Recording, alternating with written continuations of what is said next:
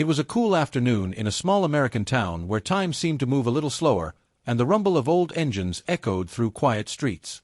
Inside a vintage diner, the smell of coffee, bacon, and frying oil hung thick in the air while a jukebox hummed softly in the corner.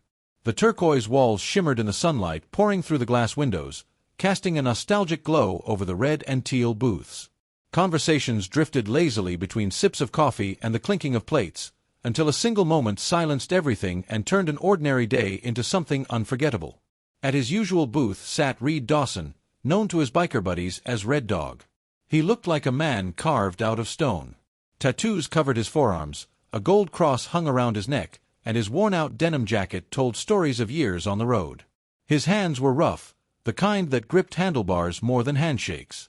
To anyone watching, he seemed like the kind of guy who'd seen too much, maybe bent a few rules, maybe even broken a few hearts. But behind those tired eyes was something deeper, something weary, something searching. He stirred his coffee absently, staring out the window, unaware that fate was about to take a seat across from him in the most unexpected way. If you believe kindness can still appear when you least expect it, if you believe that second chances can come from the most unlikely people, pause this video, hit like, leave a comment, and subscribe to Untold Stories 0.4. Because stories like this remind us that real humanity still exists. That's when she walked in, or rather, stumbled. A thin woman in her late 20s, wearing an oversized gray sweatshirt and torn jeans. Her shoes didn't match. In her arms, she carried a little girl, maybe 3 years old, with messy hair and cheeks pale from the cold. The woman's eyes darted around the diner, not looking for a seat or a menu, but for mercy. The waitress behind the counter glanced up, then quickly looked away. Other customers turned, then returned to their meals. Only Reed noticed how tightly the woman clutched her daughter, whispering to calm her. Step by hesitant step, she moved toward his booth. Then, instead of sitting down, she dropped to her knees beside his table. The chatter in the diner faded. Her voice trembled as she pointed toward his plate. The man's meal, steak and potatoes, still steamed beside a half-finished cup of coffee. Could I take your leftovers for my daughter?" she asked quietly. No one moved. No one breathed. Even the jukebox seemed to stop. Reed stared at her, speechless. The little girl buried her face in her mother's chest, clutching the fabric of her sweatshirt. The woman's eyes were red, not just from hunger, but from the shame of having to ask. Reed looked down at his plate, then back at her. Something stirred inside him, something he hadn't felt in years. Guilt. Compassion. Maybe both. He'd been a fighter, a drifter, a man running from mistakes that had defined him. And now, seeing this woman kneeling on the floor, he was suddenly taken back to a life he'd lost. A wife who couldn't take it anymore. A daughter he hadn't seen since she was 5. He didn't even know where they were now. Every night, when the roar of engines died down, he'd picture that little girl's face and wonder if she ever missed him. And now here was another little girl, hungry, cold, and helpless. Just like his might have been. Without saying a word, Reed stood up. The woman flinched, afraid she'd angered him. But instead, he slid his plate toward her and walked to the counter. Every eye followed him as he leaned over to whisper something to the cook. The man behind the grill nodded.